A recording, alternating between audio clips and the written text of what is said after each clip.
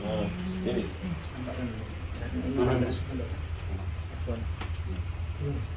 Nah ini terjemahan Al-Mustafid, tafsir Al-Quran bahasa Jawi pertama karya Syekh Abdul Rauf bin Ali Al-Jawi Al-Fansuri yang di Aceh dikenal dengan Syekh Kuala.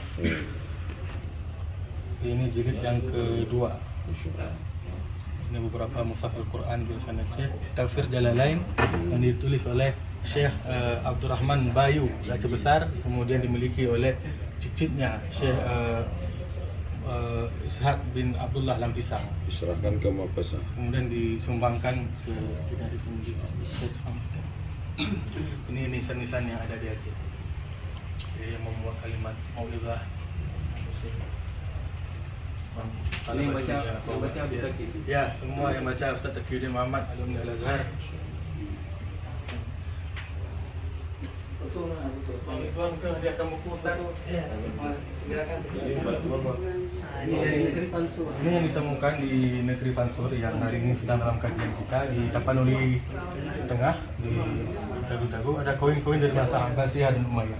Salah satu di sini koin Umar bin Abdul Aziz yang ditemukan di Tapanuli Tengah tahun 100 Hijriah. Berarti ini dari Top Tank. Top 10. Ya. Jadi penelitian kita sementara Fansur itulah di Top 10. Ini ketemunya di dalam tanah. Dalam galian masyarakat, mereka menambang emas, kemudian menemukan artefak ini di kedalaman 1 sampai 3 meter. Zamrud, iya.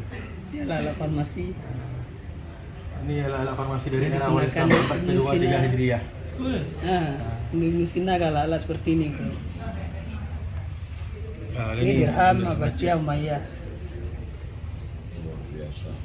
Ini botol.